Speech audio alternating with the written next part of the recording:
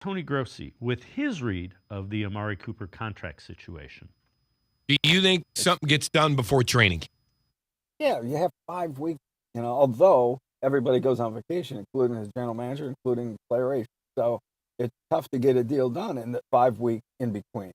It usually takes some type of artificial deadline to get a deal done, right? So maybe it's eve of reporting at.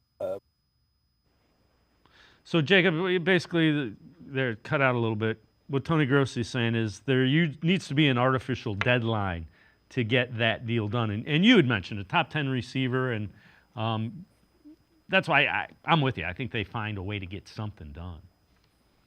Yeah, and I mean, one thing that I think is interesting about the last 2 years that Amari's had here in Cleveland is you're looking at a guy, because people are talking about, well, he's going to turn 30 soon. I think it's on Monday, actually, but and he's getting up there. But it's like this guy has set career highs, first in touchdowns and in yardage in back-to-back years in his 28 and 29 season. Like, I don't see any kind of regression from Amari Cooper right now.